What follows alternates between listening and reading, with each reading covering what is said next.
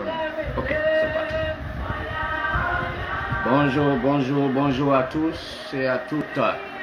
Merci de suivre toujours nos vidéos, les vidéos de Pentagram African Foundation, une organisation spirituelle à but non lucratif qui a la mission de diffuser l'enseignement authentique, l'enseignement des sages de l'Antiquité pour l'éveil de la conscience humaine, pour le développement de l'âme humaine, pour favoriser, faciliter, permettre l'unité entre le microcosme et le macrocosme, c'est-à-dire entre l'homme et le divin universel.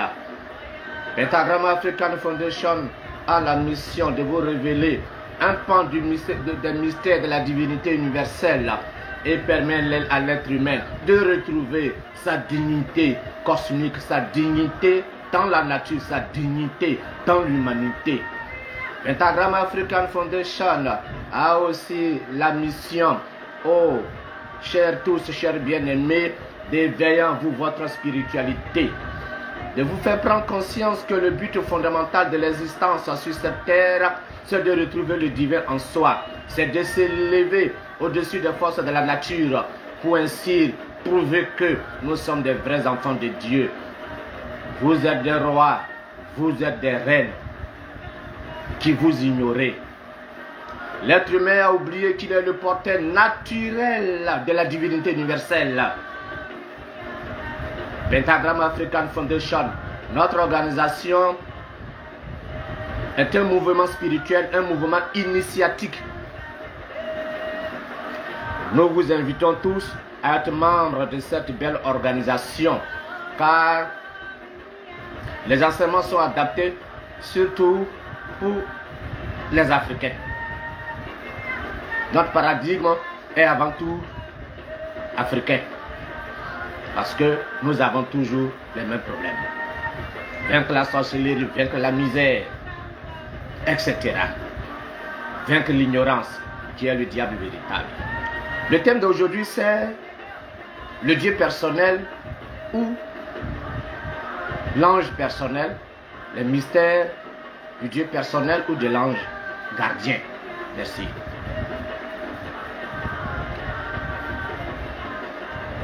Permettez-moi de lire un texte adressé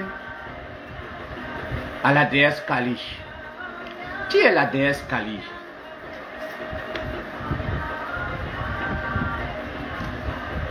Sur l'internet, dans des films indiens, vous avez peut-être souvent vu cette belle image, à la fois belle et à la fois effrayante.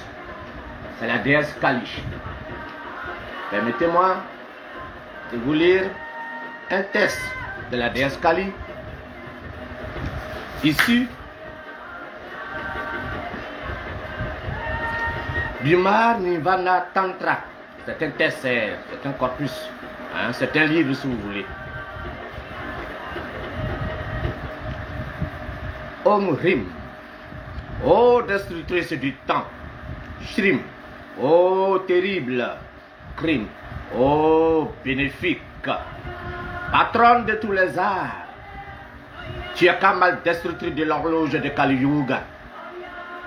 Mère du temps, tu resplendis comme les feux de la dissolution finale. Miséricordieuse, vase de miséricorde, ta compassion est sans limite, que tu sois rejointe seulement par ta compassion. Toi qui es feu, bronzé, noir de couleur, toi qui accrois la joie du Seigneur de la création, nuit obscure, cependant libératrice des chaînes du désir. Toi qui es noir comme un tas de nuages qui porte la force de la lune, destructrice du péché dans Kali Yuga. Toi qui te satisfais de la dévotion des vierges, tu es le refuge des dévots aux vierges. Toi qui te satisfais de la célébration des vierges qui assument la forme de la vierge. Destructrice de la crainte, qui assume chaque forme volonté, que tu demeures dans Kamarupa Assam, que tu t'amuses auprès des Kapita, ô belle, ô flatteuse qui inspire tous les désirs. Toi qui as la beauté comme ornement, adorable comme je l'imagine de chaque tendresse, du tendre corps de la vie mince, toi qui t'es satisfait du nectar du vin consacré. Ô joyeuse, révélatrice du chemin de Kaulikas, soulagement de la souffrance, devant toi, nous nous inclinons.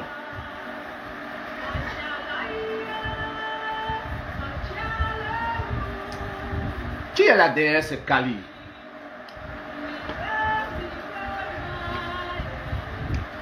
Dans la tradition orientale, c'était comme ça aussi en Mésopotamie ancienne, dans l'Égypte antique également. Dans la tradition spirituelle de l'ancienne Inde, les spiritualistes, dans leur développement, dans leur champ d'évolution, avaient ce qu'on appelait l'Ishta Devata. Ishta Devata qui signifie la divinité personnelle. La divinité personnelle, c'est le nom et la forme d'une manifestation de la conscience universelle, c'est-à-dire de Dieu infini, que l'adepte adoptait.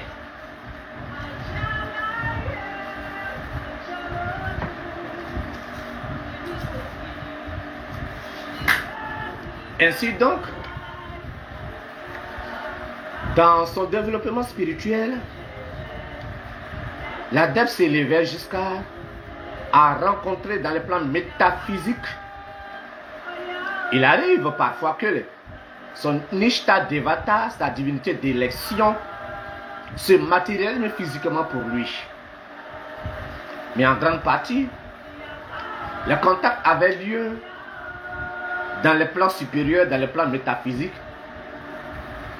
où la déité choisie ou donnée par son gourou révélait des enseignements qui ne sont presque pas confiés à l'écriture. L'adepte voyait son ange gardien, sa divinité d'élection, c'est-à-dire la manifestation de la divinité universelle, donc son Ishta Devata. Il recevait là les bénédictions, appelons ça aussi des initiations, et un pan du mystère lui était révélé. Votre serviteur que je suis, Mage Jean Kalou, a eu et a toujours et aura toujours pour Ishta Devata la déesse Kali. Je peux vous entretenir sur le mystère de la déesse Kali pendant des jours sans m'arrêter. D'autres ont Shiva, d'autres ont Vishnu, d'autres ont Krishna, etc. Ce mystère, les premiers chrétiens l'ont aussi vécu, car les premiers chrétiens étaient beaucoup parfumés de la mystique. Ils pratiquaient beaucoup de méditation dans les déserts et avaient eu aussi des visions, des contacts avec les Ishta Devata. Pour certaines, c'était Sainte Catherine, Sainte Élisabeth, etc. selon la tradition des premiers chrétiens. Malheureusement, tous ces mystères ont été cachés et sont cachés dans les lieux secrets du Vatican. Les chrétiens des premiers siècles sont totalement différents des chrétiens d'aujourd'hui qui ne savent que apprendre la Bible par cœur, porter des cravates et mentir. Cela n'enlève pas la vérité traditionnelle christique. Comme je le dis dans mes vidéos, ce que les Égyptiens ont appelé Ra, ce qui est un par lui-même, qui brille par lui-même, dont le fourreau est le soleil, c'est le même Ra qui a été hellénisé en Christus par les Grecs, c'est-à-dire ce qui brille, ce qui est un par lui-même. Le Logos des Grecs, le Verbum. C'est pas par hasard que dans le livre symbolique de Saint Jean de l'Apocalypse, on dit lorsque Jésus s'écria, Elohim, Elohim, lama sabachthani. Mon Père, pourquoi tu m'abandonnes? On dit, il a fait noir sur la terre. Il a fait noir sur la terre. Cela signifie que quelque chose avait voilé les rayons du soleil. Car l'enfant du soleil, qui est un rayon du soleil, retourne à son père. Ce fut le cas de Horus dans l'Antiquité ancienne, de Orphée, de Odin, etc.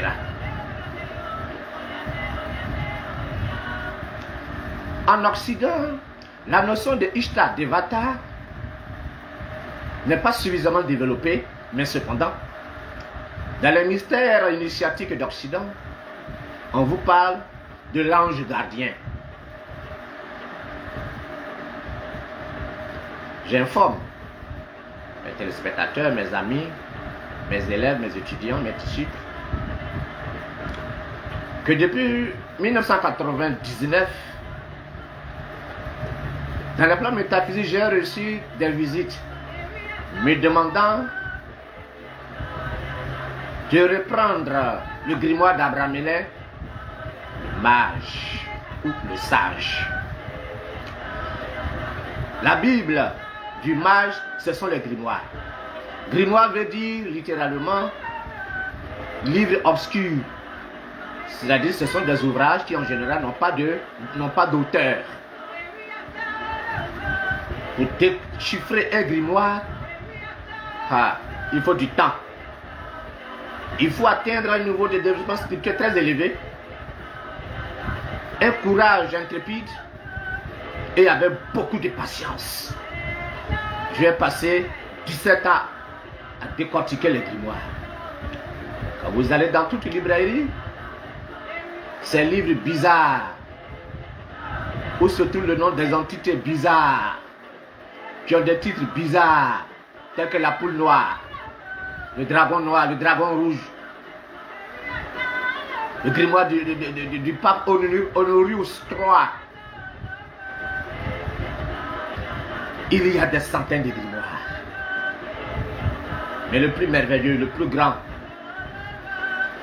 est le grimoire d'Abraham Mélin, le mage ou le sage. Il s'agit dedans, substance, de l'histoire, de la vie d'Abraham Mélin, un maître égyptien qui vivait dans le désert.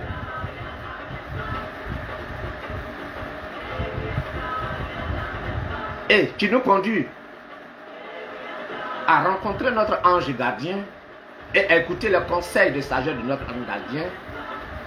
Avec sa bénédiction, nous pouvons contrôler tous les démons qui rôdent dans l'aura de la terre.